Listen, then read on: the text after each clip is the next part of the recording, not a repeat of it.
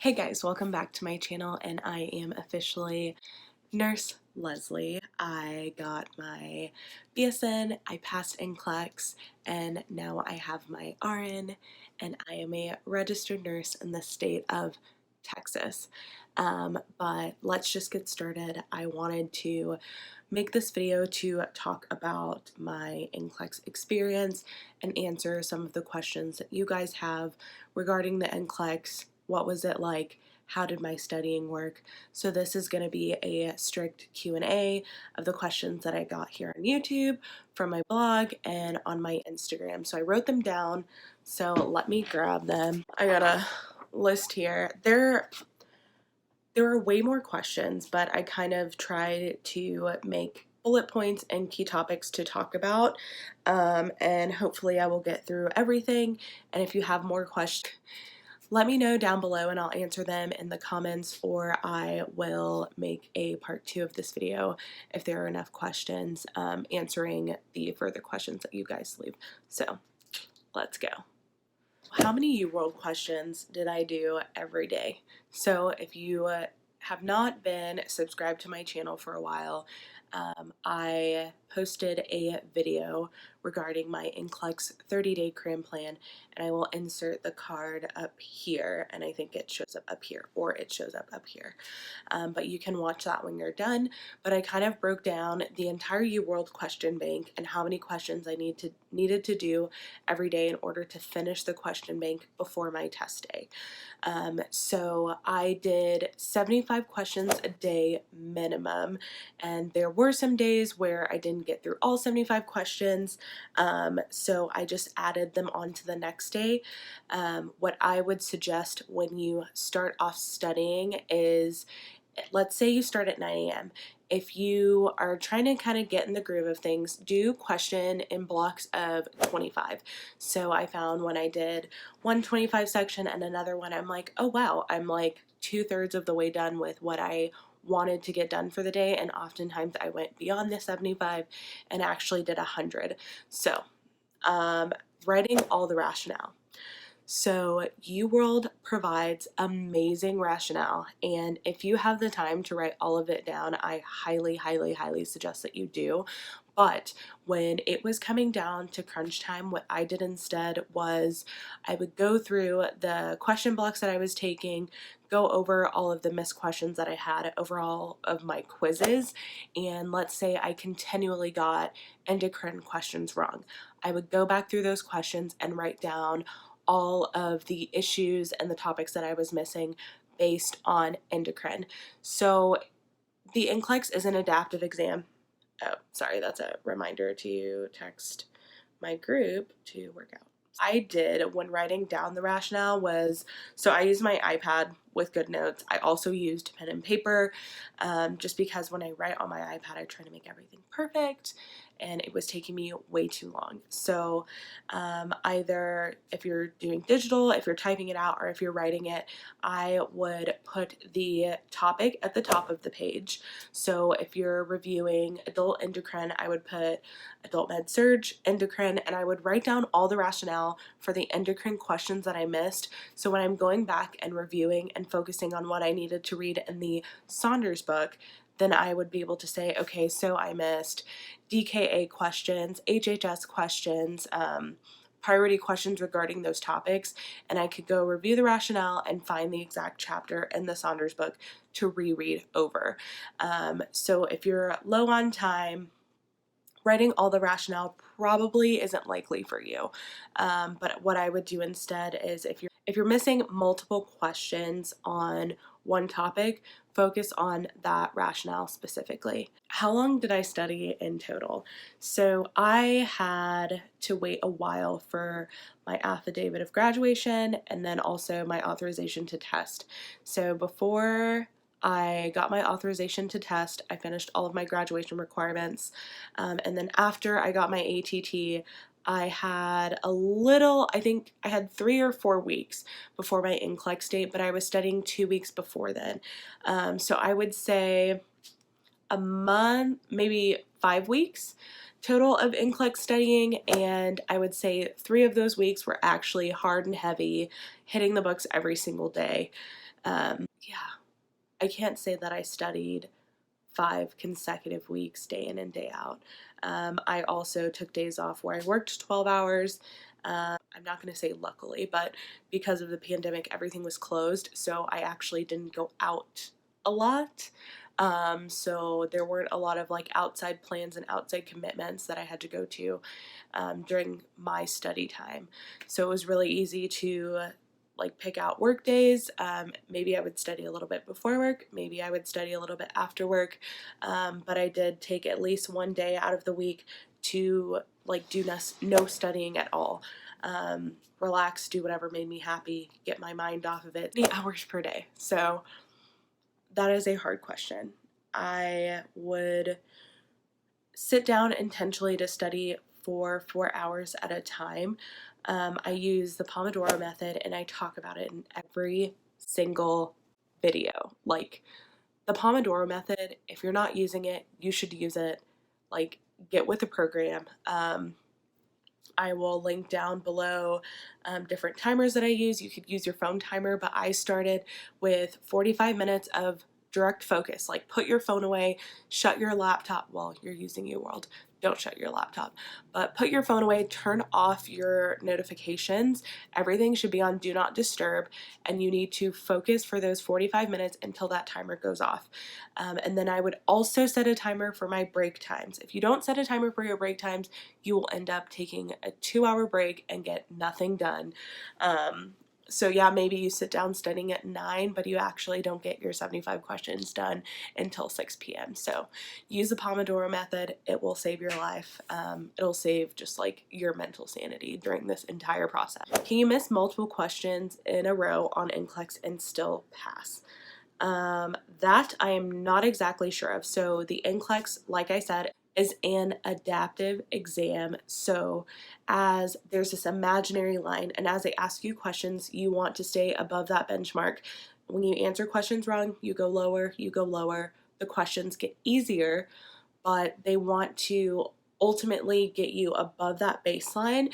NCLEX is, how would I describe it? I would describe it as a safety. Like it's a safety exam. What is safest for your patient? What is going to kill your patient first? If you're put in these situations, can you figure out what's safest and what's going to kill your patient first? And that directly correlates to who you're going to see first. So I did realize as the questions got harder, they were more likely multiple choice questions, they were diagrams, they were hotspots, and then I would be unsure of an answer and it would be a select all that apply, and then I would go back, or I would click the next button and it would be a multiple choice question on that same topic. So not to scare you, but they can pick out your flaws for sure. So missing multiple questions in a row and still passing, I'm not exactly sure, but they will continue to ask you questions on the topic that you're missing to see if you can get above that benchmark, and that is what you need to pass NCLEX. What did I really focus on? So what I really focused on in regards to topics was leadership and management, because those questions, for some reason, I continue to miss adult endocrine and pediatrics. Anytime I had extra time in the day, I had already done my 75 questions. To get through all of the questions for UWorld, I would go back and do either leadership and management questions, adult endocrine, or pediatrics, because I did not want NCLEX to find out that I sucked at those topics, and I did not want to take a full exam just on those topics.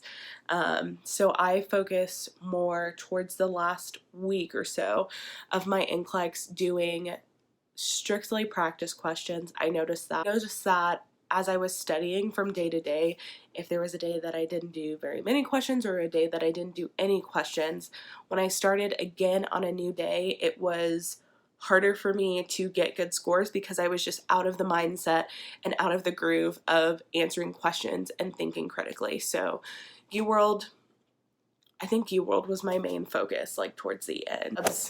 Are they important? Labs are important. Labs are important for many reasons. I would say that you need to know your general broad ranges, and I will actually post a study guide on my Etsy shop specifically on lab values that I looked over, but you need to know the specific ranges, because if you are looking at a TSH level of this, you need to know, are they hyper metabolic or hypometabolic? I don't know why it took me so long to get that word out. Also with calcium, for example, if someone has a low calcium level, what are you going to see? If someone is showing the Shavstek or Trousseau sign, what calcium level range are they in?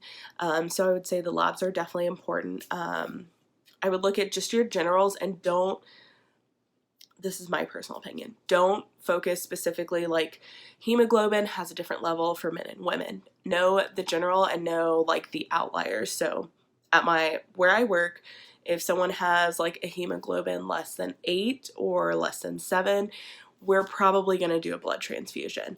But just know like those like far off outliers, what are completely abnormal to focus on.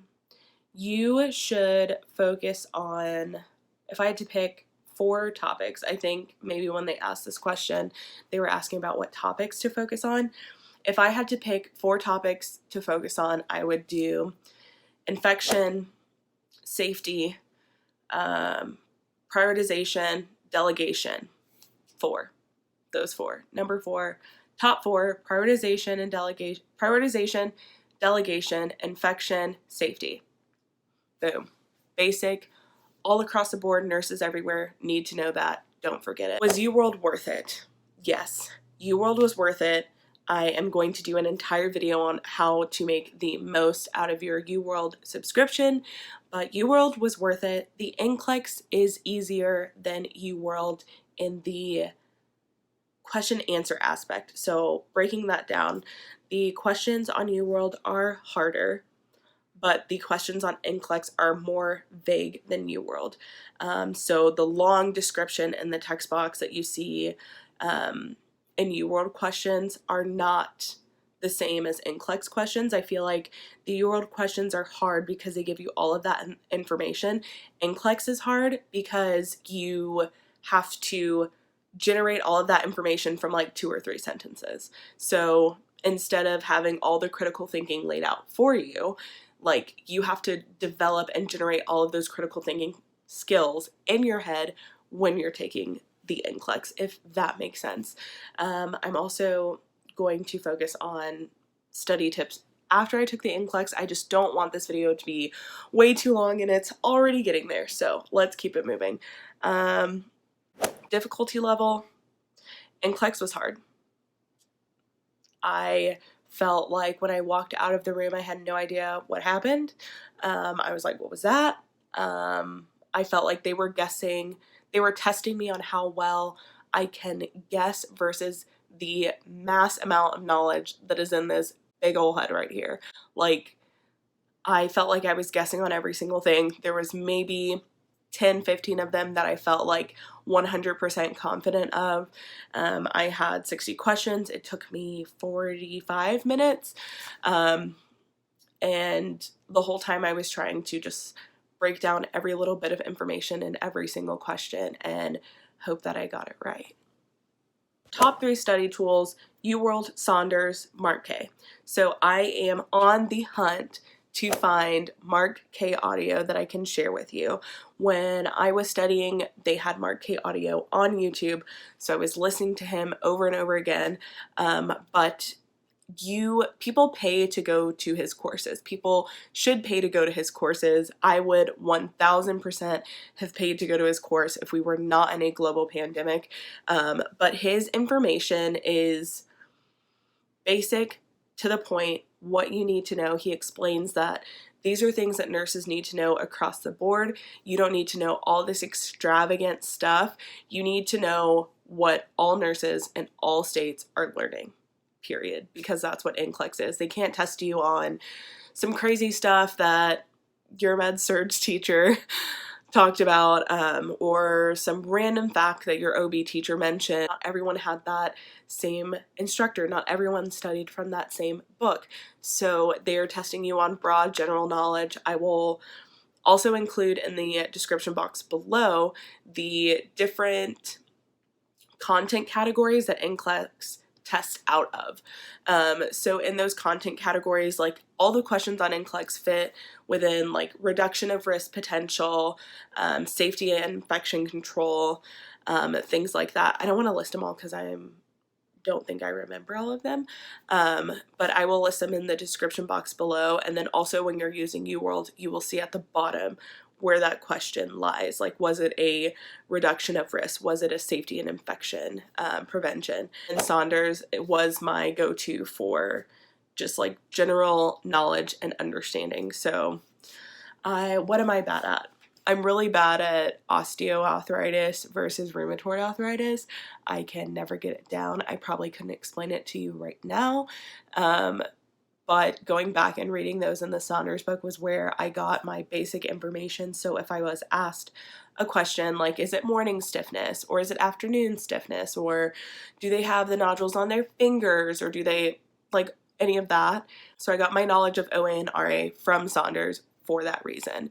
UWorld will ask you general questions about it, but to really learn the basis of the disease process, I read the Saunders book. That was my personal choice. And then planning. I have an entire planning video, my 30-day cram plan, and I will, it's in my NCLEX 2020 playlist. I made an entire playlist for all NCLEX things, just because I have so much to say about it. But there is a 30-day cram plan, how to study for NCLEX in 30 days, in the NCLEX 2020 playlist, and I will link it up here.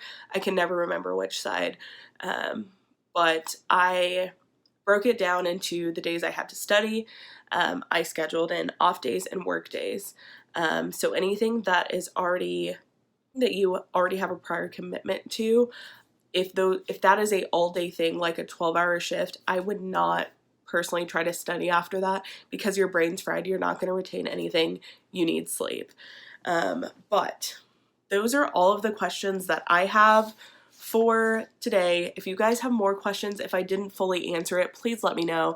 If there are enough questions, I'll make a second Q&A video to kind of further explain more questions that you guys have. But until then, I will see you in my next video, and thank you so much for watching.